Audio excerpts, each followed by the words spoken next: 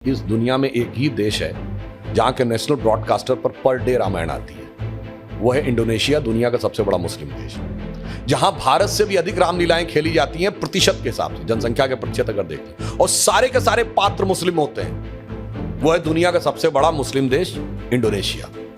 अगर कोई एक ऐसा देश है जहां की फर्स्ट लेडी मानती है कि उनकी वंशावली भगवान राम से है, तो वो है कोरिया। और जाके चेक करिए, कोरिया में 60% लोग नास्तिक हैं। अगर कोई एक देश है जहां का राजा होल्ड करता है title king Rama the 10th, जो इससे पहले थे भूमि बल अतुल्य तेज किंग रामा द 10th, वो है थाईलैंड। वो हिंदू देश नहीं है, आप ये समझिए। और वेस्ट में चले जाइए तो जॉर्डन रिवर के वेस्ट बैंक पे एक बहुत बड़ा शहर है राम अल्लाह। अल्लाह समझ में आता है उसमें राम कहां से आ गया। अब उसके बाद अगर आप देखें तो फेराहों की डायनेस्टी जहां से शुरू होती है, जाके चेक कर लीजिएगा। पहला राजा का नाम है RAMSES, राम से। राम कहां से आया, मैं किसी के ऊपर आक्षेप नहीं लगा रहा हूं, आप खुद सोचिए। देखिए, वास्तविकता में भगवान राम कभी चुनाव तो छोड़िए, राजनीति के विषय नहीं हो सकते, भारत की अस्मिता का विषय है। राम शब्द का अर्थ होता है रमन्ते इति रामः, वह तत्व जिसमें संपूर्ण ब्रह्मांड, संपूर्ण सृष्टि रमी है, सेटल्ड है, वो राम है। और उसको कोई हाईजैक कैसे कर सकता है? उसको तो ये कहा जाता, हरि व्यापक सर्वत्र समाना और प्रेम से प्रकट होए मैं जाना। प्रेम करिए, यहीं प्रकट हो जाएंगे। जैसे आप अपने टीवी पे देखते हैं ना, LED क्रिस्टल्स का पैटर्न है ना, जो चैनल आप देखना चाहते हैं बटन दबाइए, फ्रीक्वेंसी LED क्रिस्टल्स की चेंज होती है, सामने दिख जाता है। अपने मन की फ्रीक्वेंसी चेंज करिए। कस्तूरी कुंडल बसे मृग ढूंढे बनमाही, ऐसे घट घट राम है दुनिया जाने नाई। अब उसमें राजनीति किसको नजर आती है? राजनीति उनको नजर आती है जिन्होंने कि इस देश के संविधान निर्माताओं ने संविधान की मूल प्रति में भगवान राम का चित्र, जानते हैं कौन से चैप्टर पे? Fundamental rights. इसका मतलब संविधान निर्माताओं का भाव था कि हमारे मूल अधिकार एक मर्यादा से प्रेरित और मर्यादा से नियंत्रित होने चाहिए, जो भगवान राम की मर्यादा थी। परंतु अफसोस, जब उस पर राजनीति करने का प्रयास किया गया तब यह हुआ। हमारा राजनीति से कोई लेना नहीं, हम जब 2 सीटों वाली पार्टी थे, सपने में गुमान नहीं था कि कभी हमारी जिंदगी, मतलब आप मोदी जी की जनरेशन छोड़ दीजिए, वो अटल जी वाली जनरेशन छोड़ दीजिए, हमें नहीं गुमान था कि हमारी जिंदगी में कभी वो दिन आएगा कि केंद्र में हमारी स्पष्ट बहुमत की सरकार होगी। तब भी हम राम के साथ उतनी ही भक्ति से खड़े थे जितना 303 के साथ खड़े थे। जो लोग भगवान राम को एक पर्टिकुलर विचार, एक पर्टिकुलर व्यवस्था से जोड़ना चाहते हैं, तो मैं याद दिलाना चाहता हूं, इस दुनिया में एक ही देश है जहां के नेशनल ब्रॉडकास्टर पर डे रामायण आती है। वो है इंडोनेशिया, दुनिया का सबसे बड़ा मुस्लिम देश, जहां भारत से भी अधिक रामलीलाएं खेली जाती हैं प्रतिशत के हिसाब से, जनसंख्या के प्रतिशत अगर देख लें, और सारे के सारे पात्र मुस्लिम होते हैं। वो है दुनिया का सबसे बड़ा मुस्लिम देश इंडोनेशिया। अगर कोई एक ऐसा देश है जहां की फर्स्ट लेडी मानती है कि उनकी वंशावली भगवान राम से है, तो वो है कोरिया। और जाके चेक करिए, कोरिया में 60% लोग नास्तिक हैं।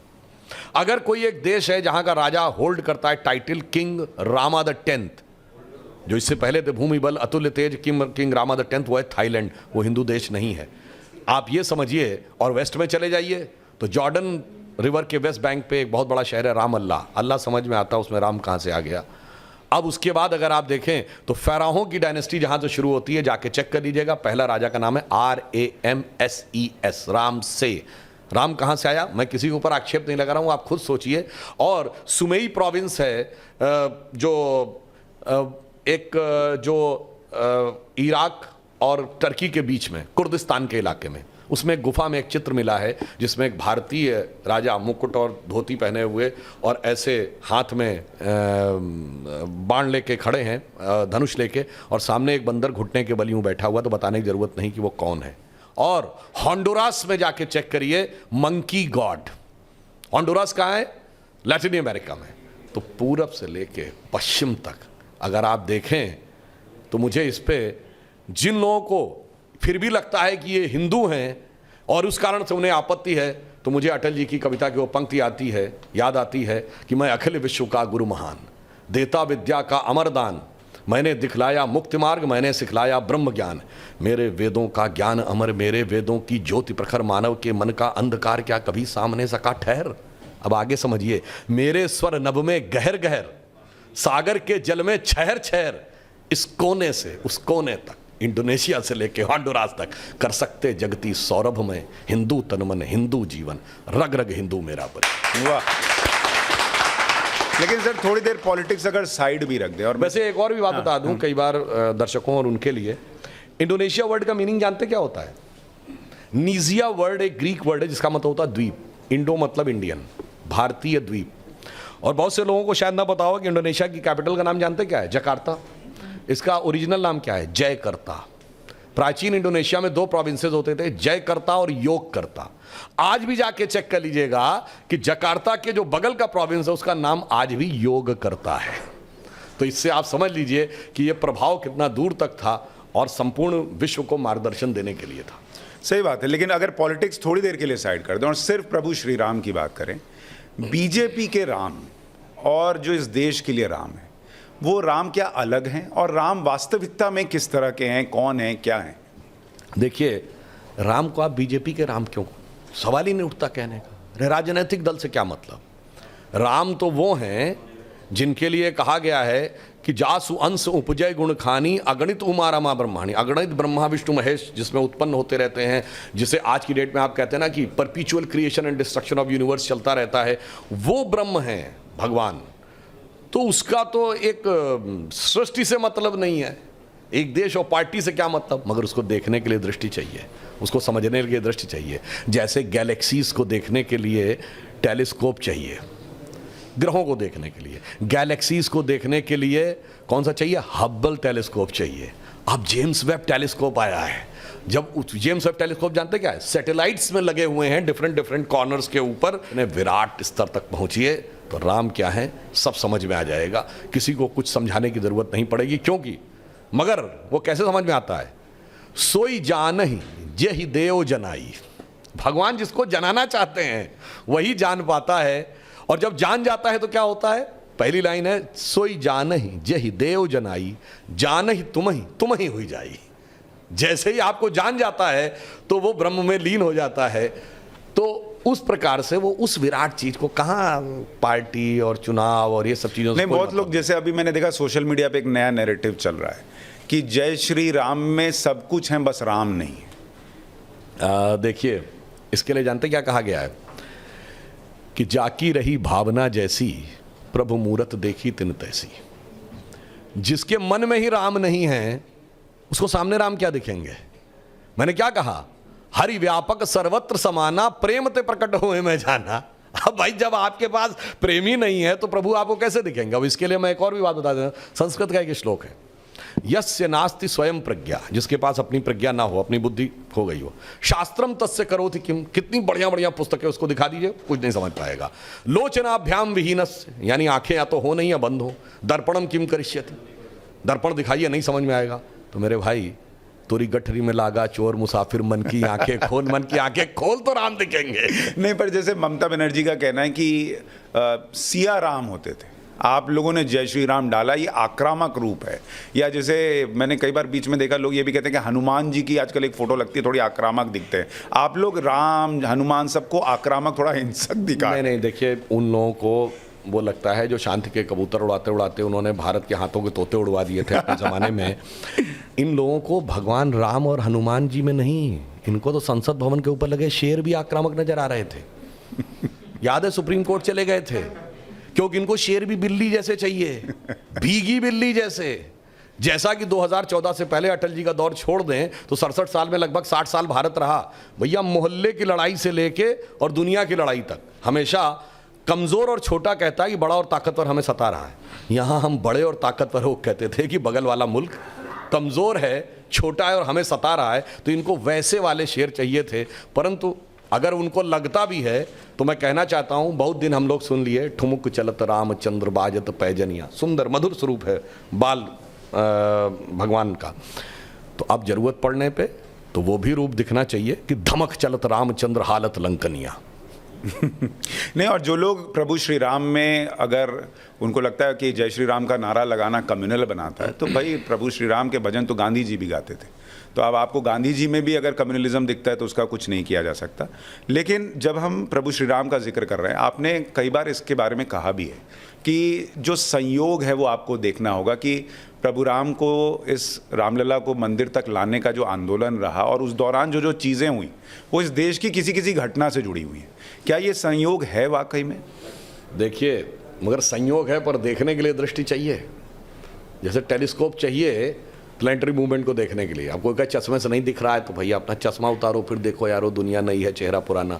अब मैं आपको संयोग बताता हूँ। जब जब भारत के इतिहास ने करवट ली, सबसे पहला 1857 प्रथम स्वतंत्रता संग्राम, और जो पहला ऑफिशियल डॉक्यूमेंट है, चूंकि ब्रिटिश कंट्रोल हो गया था अवध के ऊपर, लखनऊ और पूरे फैजाबाद एरिया पे, तो उसके बाद से तो बिल्कुल सारे legal documents as it is available हैं। मुगल काल के पार्ट्स में अवेलेबल है, उसके बाद सीक्वेंस अवेलेबल। पहले एफआईआर दर्ज होती है नवंबर 1858 में। फैजाबाद का थानेदार लिखता है कि करीब 25 या 50 निहंग सिख आ गए हैं और उन्होंने कहां कब्जा कर लिया है। उस एफआईआर में लिखा मस्जिद जन्म स्थान। भाई मस्जिद थी, समझ में आता है, ये जन्म स्थान किसका था, और उन्होंने उसमें यज्ञ हवन किया है और मस्जिद जन्म स्थान के सारी दीवारों पर राम राम राम लिख दिया है। उसने लिखा है फौज ज़्यादा भेजिए, इन लोगों का मुकाबला, तलवार लिए इतने लोगों का मुकाबला हम अपने सिपाहियों से नहीं कर सकते। That was the first turning point. Then freedom movement शुरू होता है। फ्रीडम मूवमेंट का सबसे बड़ा टर्निंग पॉइंट कब आया? 1937 प्रोविंशियल असेंबलीज इलेक्शन, जब अंग्रेजों ने मान लिया कि स्टेट्स में आपकी गवर्नमेंट रह सकती है, सेंटर में हमारी रहेगी, जिसमें कांग्रेस की सरकारें चुन के आई। 1936 में एक भीषण संघर्ष होता है और उसके बाद ब्रिटिश सरकार ये निर्णय लेती है कि वहां पर नमाज पढ़ना बंद। एक स्टेप आगे आए, आज़ादी मिली 47 में। 26 नवंबर 1949 को संविधान लिख के तैयार होता है और 22-23 दिसंबर 1949 की रात को वहां पर श्री राम लला प्रकट होते हैं और कोर्ट की परमिशन के बाद, भले ही ताले में बंद करके, मगर पूजा अर्चना की परमिशन दे दी जाती। एक स्टेप मामला आगे बढ़ गया। ठीक, उसके बाद आइए 1986 में ताला खुलता है। बहुत से बच्चों को नहीं लगेगा, कुछ लगेगा कि ये क्या बात हो रही है, पर इंडिया की ओपननेस की शुरुआत उस जमाने में हुई थी। ये गैट WTO में बदलने की शुरुआत अगर उरुग्वे राउंड ऑफ टॉक्स 1986 में शुरू हुई थी, that eventually converted into WTO इन 95। अब आइए राम मंदिर का आंदोलन प्रखरता जो शुरू होता है 1990 से 92। इसी दौर में भारत की पॉलिटिक्स चेंज होती है, यूनिपोलर से बाइपोलर होती है। इसी दौर में अगर आप देखें, विवादित ढांचा भी टूटता है और अर्थव्यवस्था का पुराना नेहरूवियन मॉडल भी ध्वस्त होता है। एक नई अर्थव्यवस्था उभर के सामने आती है। PV नरसिम्हा राव जी प्रधानमंत्री थे और राम मंदिर का भी एक नया स्वरूप आता है, भले ही वो छप्पर के अंदर थे। अगला बड़ा पड़ाव आया राम मंदिर के लिए, जब इन लोगों ने जानते क्या किया था? जब खुदाई में 1976 में खंबे निकल आए थे तो लेफ्टिस्ट हिस्टोरियंस के प्रभाव में इंदिरा गांधी की सरकार ने रुकवा दिए थे। बात के मोहम्मद ने कही है, जो ज्वाइंट डायरेक्टर के रूप में उस आर्कियोलॉजिकल एक्सकेवेशन का नेतृत्व कर रहे थे। फिर कोर्ट से रोक लगवा दी कि खुदाई नहीं हो सकती। अब खुदाई पे रोक थी, मगर तब तक रडार मैपिंग की टेक्निक आ गई सन 2000 में। तो भाई ऑपरेशन पे रोक था, अल्ट्रासाउंड पे तो रोक नहीं था। वो रडार मैपिंग ने की रिपोर्ट सरकार ने की और कोर्ट के सामने रख दी। कोर्ट ने कह दिया ठीक है खुदाई की जाए। 2003 में नीचे 8-10 खंबे निकले, स्ट्रक्चर दिख गया। और 2003 ही वो वर्ष है जब इंडिया करंट अकाउंट सरप्लस हुआ। 2003-04 के ही चौथे क्वार्टर में हम एक बार 10% की रेट को तय करिए। 2003-04 ही वो वर्ष है जब भारत का, जब बाबरी ढांचा था तो फॉरेन एक्सचेंज जब 1 बिलियन के नीचे था। 2003 में 100 बिलियन हुआ।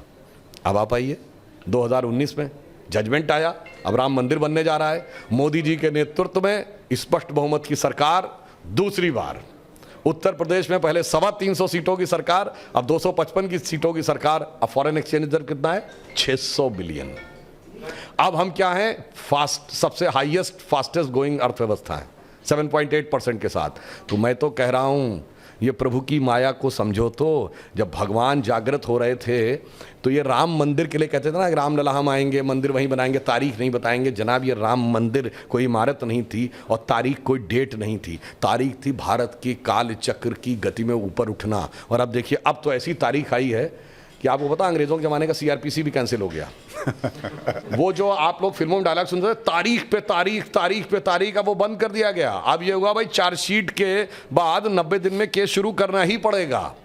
अगर जज साहब ने जजमेंट, मतलब हियरिंग कंप्लीट हो गई, 14 दिन में जजमेंट सुनाना पड़ेगा। जजमेंट सुनाने के बाद 1 हफ्ते के अंदर सजा सुनानी पड़ेगी। अगर किसी को मर्सी पिटीशन करना है तो 30 दिन के अंदर करना पड़ेगा। यानी सोचिए, जब तारीख आई है तो तारीख पे तारीख की बात भी तारीख में कहीं गुम होती नजर आ रही है। क्या बात है, बहुत बढ़िया। लेकिन सुधांशु जी, आपने बड़े शानदार तरीके से बताया कि जब जब प्रभु श्री राम से जुड़ा हुआ कोई काम आगे बढ़ा तो ये देश भी आगे बढ़ा।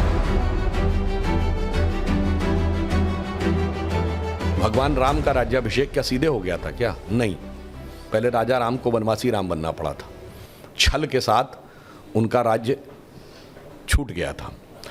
हमें भी सत्ता बहुत पहले मिल जानी चाहिए थी, छूट गई थी। फिर क्या हुआ था? पहले हुआ था निषाद राज का राज्याभिषेक, माता शबरी का सम्मान, सुग्रीव का राज्याभिषेक। अर्थात भगवान राम यदि केवल रावण वध के लिए ही जन्म लिए थे तो बहुत आसान था, अयोध्या के राजा के रूप में जाते, अयोध्या से न लेके मार देते, उससे धर्म नहीं स्थापित होता। पहले राजा राम वनवासी राम बने, फिर गिरकंदराओं में रहने वाले लोग, वनों में रहने वाले लोग, वानर, रीछ, भालू अर्थात समाज के सबसे कोने में रहने वाले सबको संगठित किया और उस समय की विश्व की सबसे बड़ी शक्ति को परास्त किया और सबको राज्य सत्ता में स्थान दिया। अब आप बताइए, जब जजमेंट आया 2019 में, अब हम लोगों ने भी जब 9 नवंबर 1989 को शिलान्यास करवाया था तो पहली ईंट कामेश्वर चौपाल से रखवाई गई थी, जो आजकल के हिसाब से तथाकथित, क्योंकि हम किसी को निम्न नहीं मानते, तथाकथित निचली जाति के थे। उसके बाद जब जजमेंट आया 2019 में तो हमारे राष्ट्रपति कौन थे? श्री रामनाथ कोविंद, जो अनुसूचित जाति वर्ग से हैं। और हमारे प्रधानमंत्री कौन है? मोदी जी, जो पिछड़े वर्ग से हैं। तो जो राम के काल में हुआ कि सबको साथ में लेकर और सबको समाज में सम्मान स्थान देते हुए तब राम का राज्याभिषेक हुआ, वही राम मंदिर के काल में भी हो रहा है। परंतु देखने वालों को इस नज़र से समझने की आवश्यकता है। तो यहाँ से आपको लगता है कि प्रभु श्री राम की कृपा और बरसेगी, देश और गति पकड़ेगा? मेरा मानना है कि प्रधानमंत्री जी ने कहा था कि ये 25 वर्ष का समय अमृतकाल है, यानी जब हमारे 75 वर्ष स्वतंत्रता के पूर्ण हुए और 100 वर्ष तक जाएंगे। ये अमृतकाल युवाओं के लिए है, क्योंकि 25 वर्ष बाद हम लोग तो बूढ़े हो गए होंगे। ये बच्चे जो हैं ये आगे किसी महत्वपूर्ण स्थान पर बैठ के काम कर रहे होंगे और देश के लिए योगदान दे रहे होंगे। अभी तो अमृतकाल का पहला ही साल था, यानी अमृतकाल का उषा काल है। अभी आगे क्या होगा, और ये काम मैं आज की पीढ़ी को बताना चाहता हूँ, इतना आसान नहीं था। जब राम मंदिर शुरू हुआ तो थोड़ी था कि टाइटल सूट है, मुकदमा लड़ लो। कहीं पहले राम हुए थे कि नहीं, पहले ये बताओ, या अयोध्या यही थी कि नहीं बताओ, अगर थी भी तो ये बताओ कि यहीं पे हुए थे कि नहीं। याद है एक नेता बोले थे कि इतने हजार कमरे थे तो यहीं पे हुए थे कि नहीं। तो साहब उस जमाने में हम लोगों को याद है जिस ढंग का क्रूर और अत्याचार हुआ था, क्रूरता, तो ये ऐसा था जैसे कि कोई पत्थर में अंकुर उगा देना हो। तो अब जो आप कह रहे हैं ना आगे क्या होगा, आगे भारत का स्वर्णिम भविष्य उठता हुआ नजर आ रहा है। तो मुझे अटल बिहारी वाजपेयी जी की वह पंक्ति याद आती है कि राम मंदिर निर्माण करके हमने ऐसा काम किया है जैसे मान लो टूटे हुए तारों से बासंती स्वर निकाल दिए हो। तो वो कविता की पंक्ति याद है आपको? टूटे हुए तारों से फूटे बासंती स्वर, पत्थर की छाती में उग आया नव अंकुर, झरे सब पीले पात, कोयल की कुहुक रात, प्राची में, प्राची कहते हैं पूर्व दिशा को, प्राची में अरुणिमा की रेख देख पाता हूँ, गीत नया गाता हूँ, गीत नया गाता हूँ। तो भारतीय राष्ट्र और समाज एक नए गीत के साथ प्रस्थान करना चाहिए। पर सुधांशु जी, एक बात ये भी है, आपने कहा कि राम मंदिर का जो ये आंदोलन है उस दौरान बहुत क्रूरता हुई है और भाई प्रभु श्री राम काल्पनिक पात्र हैं, ये भी कह दिया गया। राम सेतु है नहीं है कौन जानता है, ऐसी बातें हुई और पता नहीं क्या क्या, और 10 तरह के सबूत मांगे गए। दूसरे धर्मों में नहीं मांगे जाते, मांगने के लिए उधर भी बहुत कुछ है लेकिन नहीं मांगे जाते। आज भी ये काम हो रहा है। कहा जाता है भाई रामचरितमानस को गालियां पड़ रही हैं, प्रभु श्री राम के लिए एक तरीके से कहा जाता है कि भाई वो सबको साथ में लेके नहीं चले, वहाँ भी भेदभाव था। जो युवा पीढ़ी बैठी है, रामचरितमानस को लेकर जो विवाद है, सनातन को लेकर जो विवाद है कि ये तो बीमारी है, ऐसा है क्या? देखिए, मैं ये कहना चाहता हूँ, पहली बात तो जो लोग कहते हैं कि भगवान राम काल्पनिक थे, तो मैं सिर्फ एक बात बताना चाहता हूँ, उनकी 39 जनरेशन्स पहले का उल्लेख है, 73 जनरेशन्स बाद का डॉक्यूमेंट्री एविडेंस है। इसके बाद ये हुए, इसके बाद मैं विनम्रता से कहना चाहता हूँ, दुनिया में जितने भी दूसरे धर्मों के भगवान या भगवान के प्रतिनिधि हैं, किसी की भी इतनी लंबी वंशावली नहीं अवेलेबल होगी कि 39 जनरेशन्स बिफोर और 73 बाद। और आज भी ऐसे लोग हैं जो ये बताते हैं कि वो उनकी वंशावली में, और सबसे प्रिसाइज टाइम भी है जो मैं पहले भी बोल चुका हूं कि ये बताइए कि अगर आपसे पूछा जाए कि व्हाट इज टाइम, आप कहेंगे इस समय शाम का इतना बजा है, ये तो लंदन में कुछ और है, न्यूयॉर्क में कुछ और है, टोक्यो में कुछ और है, तो आपने एक स्टैंडर्ड जीएमटी बनाया, ग्रीनिच मीन टाइम। बट अगर आपसे पूछूं कि absolute measuring parameter of time, वही जो आइंस्टीन की चौथी डायमेंशन है, जो इक्वली एप्लीकेबल ऑन अर्थ और मून, ऑन मार्स और any point in the space in solar system, it is only and it can only be the relative positions of planet. और भगवान राम की तो वो दी हुई है, कर्क राशि में गुरु था, मकर राशि में मंगल था, तुला राशि में शनि था, सारी चीजें दी हुई हैं। बाकायदा एग्जैक्ट टाइम दिया हुआ है, और नासा ने जब प्लैनेटोरियम सॉफ्टवेयर में डाला था 7114 ईयर्स बिफोर का आ भी गया था, उसके बाद भी किसी को ये समझ में आए, फिर भी अगर किसी को ये कोई बीमारी की बात लगती है, तो मैं याद दिलाना चाहता हूँ केवल पूजा में जो चीज़ें यूज़ होती हैं, एकदम एब्सोल्यूट साइंटिफिक टर्म में आ जाइए। पूजा में यूज़ होने वाली हल्दी स्ट्रॉन्ग एंटीसेप्टिक है, इसका पेटेंट है, किंतु परंतु का स्कोप नहीं है। तुलसी स्ट्रॉन्ग इम्यूनो बूस्टर है, एंटीऑक्सीडेंट है, इसका पेटेंट है। पीपल का पेड़ सबसे ज़्यादा कार्बन डाइऑक्साइड एब्जॉर्ब करता है, ये बाकायदा साइंटिफिकली प्रूवन है। गाय का दूध, A2 मिल्क जिसमें गुड कोलेस्ट्रॉल अधिक है और बैड कोलेस्ट्रॉल कम है, ये प्रूवन है। गंगा जल ऑक्सीजन कंटेंट सबसे ज़्यादा है, ये प्रूवन है। तो साहब जो चीज़ें पूजा में प्रयोग होती हैं वो तो डिजीज़ को समाप्त करने के लिए हैं, फिर भी किसी के दिमाग में डिजीज़ घुस गई हो तो इसका मतलब वायरस उसके दिमाग में घुस गया। और जानते कौन सा वायरस है? ये है एम वायरस। एम मतलब Marxist virus of 19th century, Macaulay virus of 19th century और Marxist virus of 20th century. और वैसे कोई और भी जो आप लोग सोच रहे होंगे, हो सकता वो भी ठीक हो, मैं उससे इनकार नहीं कर सकता, मगर इसका जो समाधान है वो भी एम फैक्टर है, वो है मोदी वैक्सीन। अच्छा, वैक्सीन के भी आपको पता है ना कि मतलब वो एक होती है फर्स्ट डोज, एक होती है सेकंड और फिर बूस्टर। तो बस बाकी समझदार लोग स्वयं समझ सकते हैं। तो मुझे ये भी बताइए कि जैसे बहुत सारा यूथ यहाँ बैठा हुआ है जिनके लिए अमूमन धर्म, मतलब स्पेशली मैंने देखा हिंदुओं में कि यूथ जो है वो धर्म से उतना कनेक्टेड नहीं होता। अरे यार इसमें क्या साइंटिफिक है, ये पूजा करने से क्या हो जाएगा। क्या प्रभु श्री राम का जो रूप हम देखते हैं आध्यात्मिक तौर पर, यूथ के लिए साइंटिफिक रूप या उसमें जो जुड़ी हुई चीज़ें हैं वो आप बता सकते हैं? देखिए, एक बहुत बड़ी समस्या है। हमने कहा ना मैकॉले और मार्क्स का ये षड्यंत्र हुआ कि हमारे यूथ में सब जो चीज़ें थोड़ी बहुत भी कोर्स में सिलेबस में रह गई सब हटा दी गई। और मैं कहना चाहूँगा कि हिंदू धर्म और हिंदू फैमिली से जुड़े हुए, बल्कि सब लोगों के लिए मैं कहना चाहता हूँ, हिंदू फैमिली के जुड़े हुए धर्म यानी जो हिंदुइज्म से निकले, सिख है, जैन है, बौद्ध है, जो हिंदू परिवार के ही हैं, सब अपने अपने धर्म ग्रंथ पढ़िए, सारा फंडा अपने आप क्लियर हो जाएगा। ये बहुत बड़ा जो आपके दिमाग में स्टीरियोटाइप बना दिया गया, वो सारी चीज़ें समाप्त हो जाएंगी। भगवान राम के लिए तुलसी ने लिखा है कि कहत परम पुनीत इतिहासा, अंतिम जो चौपाई है, सवन ही हो तो सकल भ्रमनाशा, सुनिए तो सारा भ्रम का नाश हो जाएगा। जैसे मैं एक छोटी सी बात बताना चाहता हूँ, कभी आपने ये बात, यद्यपि मैं पहले भी बोल चुका हूँ, आप बताइए भगवान राम 4 ही भाई क्यों थे? 3 या 5 क्यों नहीं? और अगर 4 भाई थे तो लक्ष्मण ही क्यों राम के साथ जाएंगे वन में, और भरत ही खड़ाऊ रख के शासन क्यों करेंगे, और शत्रुघ्न ही अयोध्या में क्यों रहेंगे?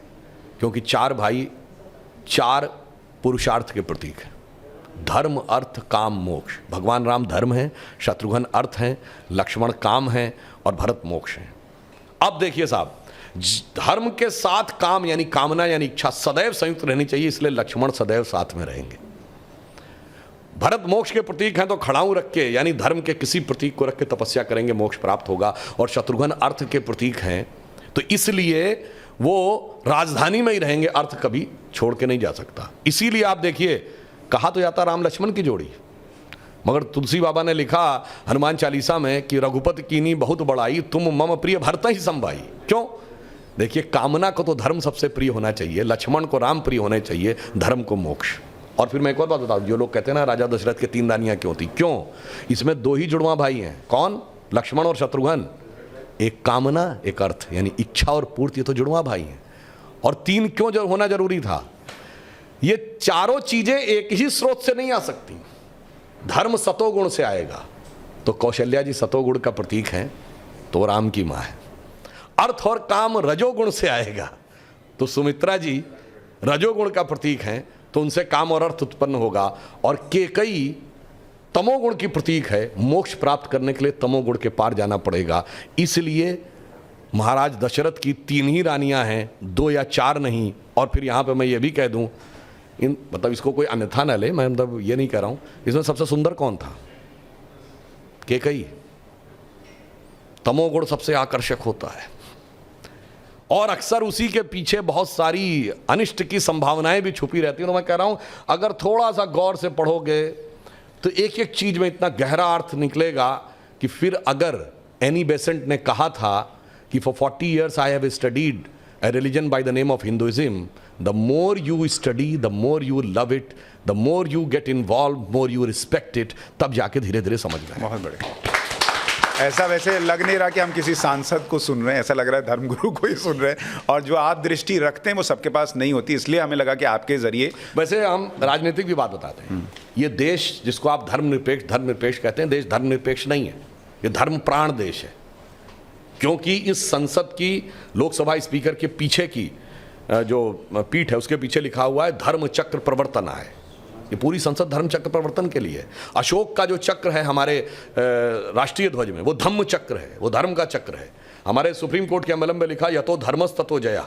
और जिसको कोई कंफ्यूजन हो तो इस देश में जब जब बड़ा कोई आंदोलन खड़ा हुआ है तो उसके मूल में धर्म था। 1857 में खुद ही लोग कहते हैं ना कि कारतूसों को लेके गाय की चर्बी के कारतूस और सुअर की चर्बी के कारतूस कहता है। उसके बाद इस देश में सबसे पहले चेतना किसने पैदा की? लोकमान्य तिलक ने गणपति जयंती के द्वारा, जो आज गणपति जयंती मनाई जाती है, यानी धार्मिक आधार के ऊपर उन्होंने लिया। फिर महात्मा गांधी ने कहां से पिकअप किया? राम राज्य के विचार के साथ। और उसके बाद अगर आप देखें देश का धर्म के आधार पर विभाजन हुआ। और उसके बाद अगर सबसे बड़ा आंदोलन हुआ तो गोरक्षा आंदोलन 1967 में। उसके बाद सबसे बड़ा आंदोलन जिसने कि भारत की राजनीति की धारा बदल दी, राम जन्मभूमि का आंदोलन। तो मेरे भाई, ये धर्मनिरपेक्ष नहीं, धर्म प्राण देश है, परंतु धर्म की दृष्टि देखने के लिए भी कम से कम उस ढंग की दृष्टि भी होनी चाहिए।